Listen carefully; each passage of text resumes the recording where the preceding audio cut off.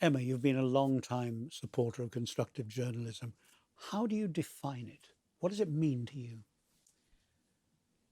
I define constructive journalism as good journalism, because I think if you're really getting to the heart of a problem or you're writing about a subject, you should, as well as defining what the problem is, also be looking for the solution. So I don't think there's any mystery around constructive journalism. I think it's what good, comprehensive, contextualized journalism is. And, you know, if you a really good report on something would in any case contain a degree of information about what people are doing to tackle an issue. So I don't think it's really a huge cultural shift.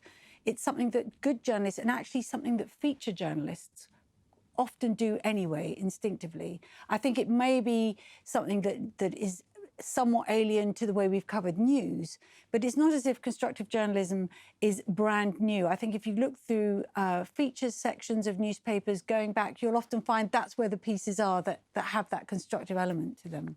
And the Times and Sunday Times, over the last year or so, they've really moved into the constructive journalism sphere. Any opposition within the newsroom from old dogs who say, no, we don't like this, and it's going to be a puff for this and a puff for that, when we want to get into the hard investigative journalism that we've always done? Well, the funny thing is, I wouldn't want to exaggerate how far we've embraced it. We are embracing it, but it's taking, because of that, what you're describing, that sort of the sort of gravitational pull of old newspaper journalism. It's quite difficult sometimes to get people to remember to embrace the idea of constructive journalism. But what's really interesting was when the idea sort of came to the paper via the digital team, because they're in a different sphere, they're sort of looking at different things, they're younger, they've got a different approach, they weren't brought up, or a lot of them didn't come up through the usual sort of ranks of local newspapers and reporting beats or whatever. And so they started talking about this idea of constructive journalism, and eventually some of us got wind of it and we started looking at it. And we invited Ulrich to come and speak to the newsroom.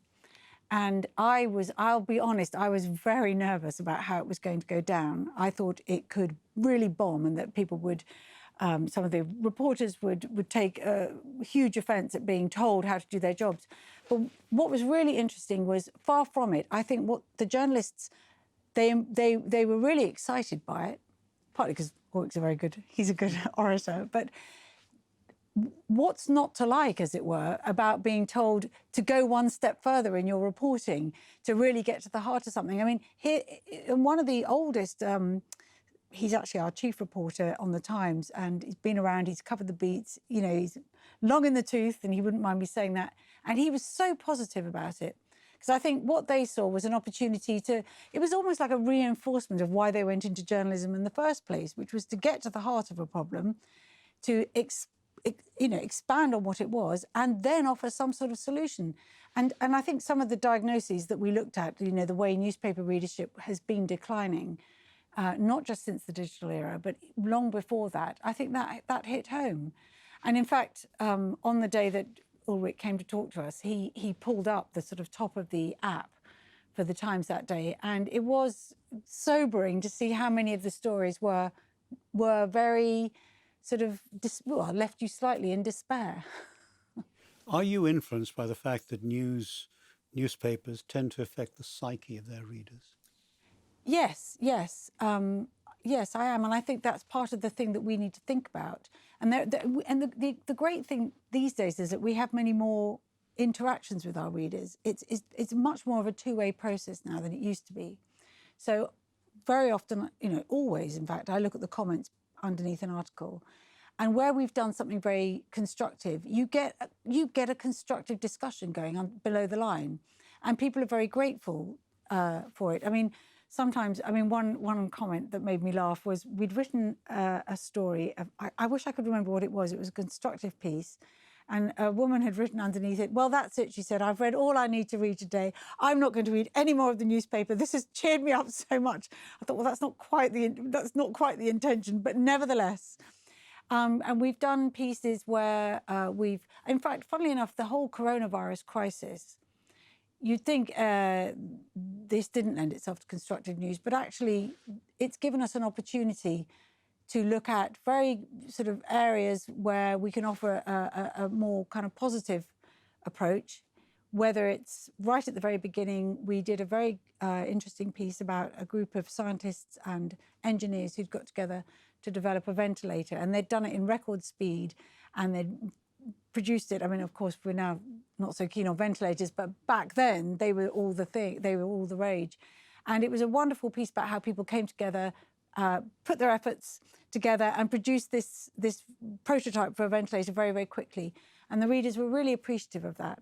So we know that they like it, partly from the comments, partly too because we know that when we try to build a constructive element into a piece, engagement, which of course we can now measure, is much, much higher. So a piece that, as well as outlining a problem, offers a solution, tends to have much higher engagement amongst our subscribers. You know, in days gone by, a lot of people thought that constructive journalism was basically a puff for this or a puff for that, or it was some light trivial story about why these men are growing carrots on a North Sea oil rig. You know, and that was how television news often saw the positive stories, as being light and trivial. Is part of your challenge to convince people, both within the news operation and those who read the material that you provide, that constructive journalism is actually a different animal, that it is something that is not, as it were, black and white, you know, positive versus negative, that it's something that can be embraced by the news gathering and the news delivery process? I think what you aim to do is to give a really true picture. So the full picture. You can take any sort of set of figures or a news development, and if that's all you present, you paint a very narrow picture of something. But if you try to put things in, for me, constructive journalism is as much about putting a story in context, because once you do that, then people have a much better understanding of it. And I think that also increases trust in the journalism, because people aren't stupid. You know, if you present one fact and say this is it, they're like, well, hang on a minute, 2 weeks ago you were saying something different. So I think putting things in context paints a much more trustworthy picture for people. And I think that's something that they then, you know, people want. Again, it's also a way of marking out what you do as distinctive. Because news is everywhere now, and one fact news is really everywhere, whether it's on Twitter or whether it's a news flash that you get. And what we, the sort of legacy media brands, can do is take those facts and really report them in a very comprehensive way that puts them in context. So, I mean, the classic example is knife crime. If you take 1 year's statistics, it might show one picture, but if you take the picture going back 10 years, it might paint a very different picture. So it's always thinking, well, what can we do to really put these figures in context? And also, I think the other key thing is accepting that the world is black and white, and sometimes we don't know the answers, and we should be honest about that. Maybe the experts don't know the answers. Maybe the experts disagree. But what you can do is give people information and let them make up their own minds. And giving people this information in the way that you've described, is this the way you hit back at what many people see as the often triteness of social media? Yes, definitely. So again, to go back to what we now know, we know so much more about what our readers, our subscribers want and are willing to pay for. And what they want is they want the news that really explains things. So they want news to be original. They want it to be full of expertise. They want it to be constructive. And they also want people. They want examples. They want case studies.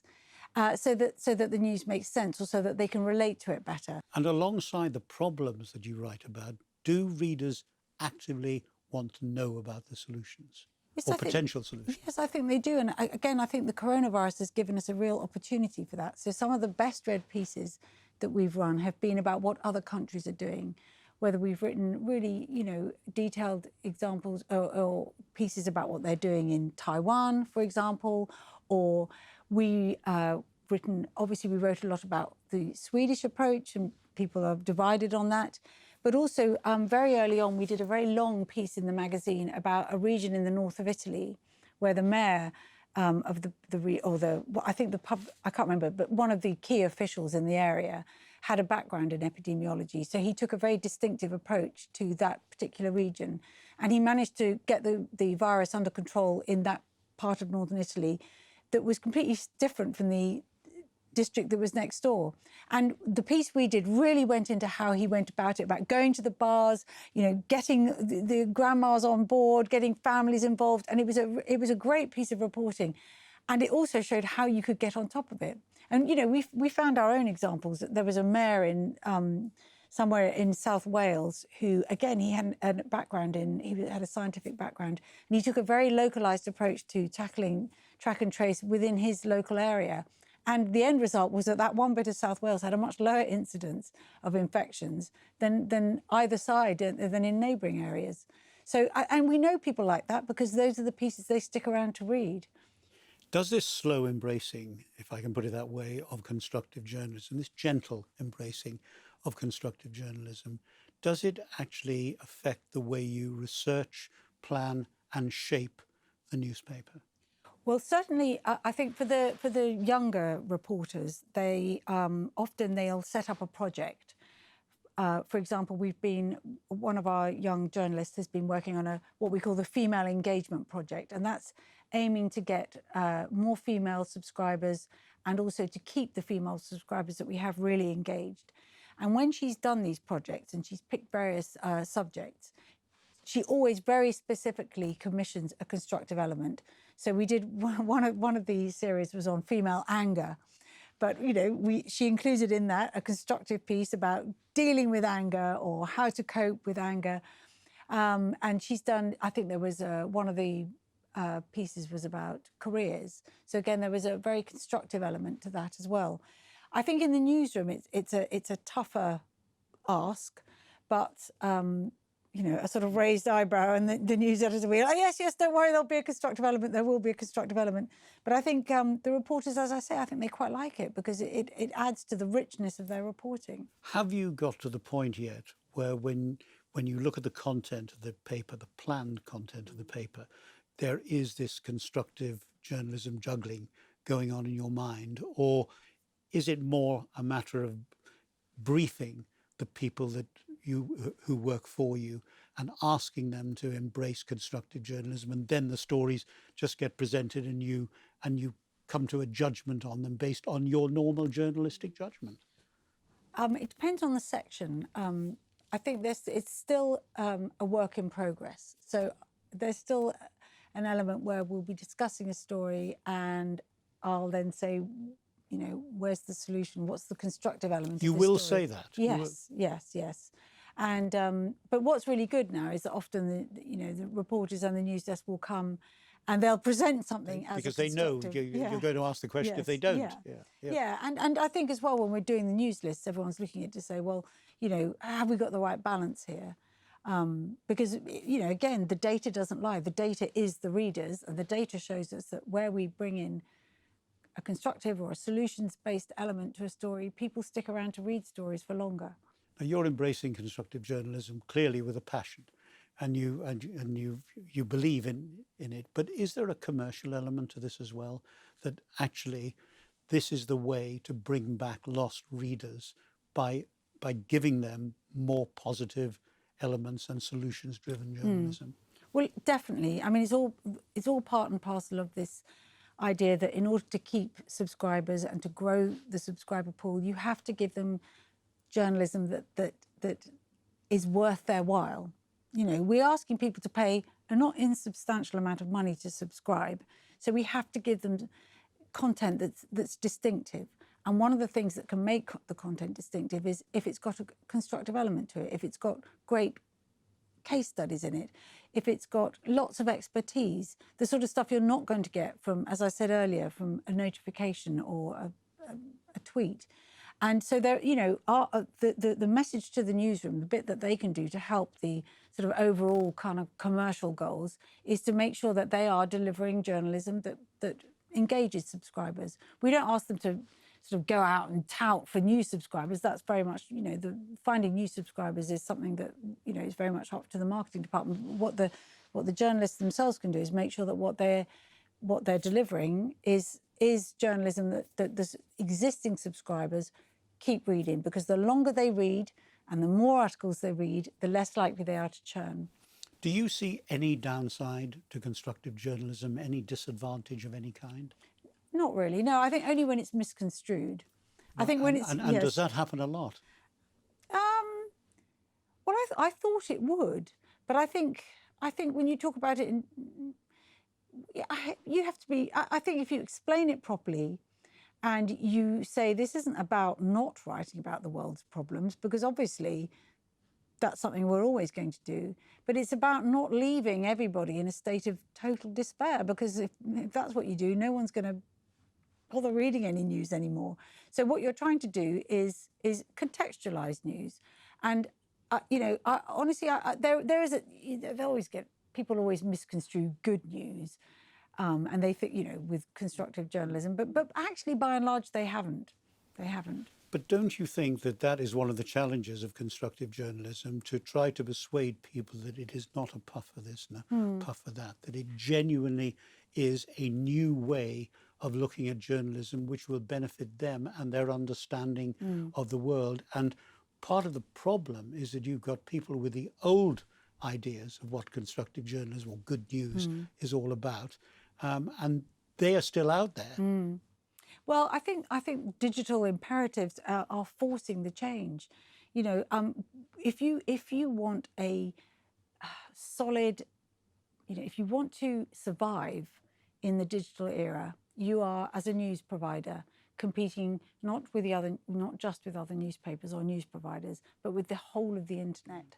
So the only way you can stand out is to make your journalism really, really distinctive. And we know that people are more likely to read an article and engage with it for longer if, as well as outlining whatever the story or the problem is, you put in a constructive element. Now, that's not going to be true of all stories. Some stories by their nature are just stories that require explanation of a different type.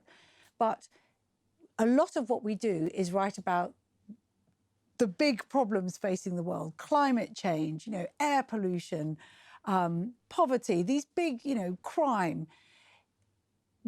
But what makes it much more interesting for readers, and actually for journalists, if as well as just describing the sort of doom and gloom, you're also offering a path out. And more often than not, it's fascinating. You'll find a country or an area or a town or a region or a school or a leader who has tried to do something differently, and it's had results. And people love reading about that because it's food for thought, apart from anything else. And how are the readership figures going?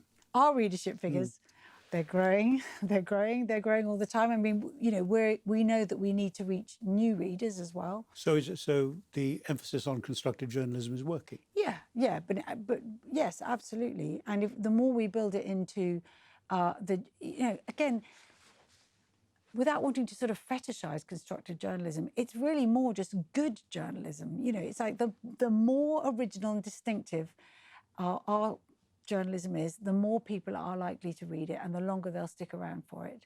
And as I keep saying, we know that now. The readers aren't this sort of strange mass of people who will occasionally write a letter complaining.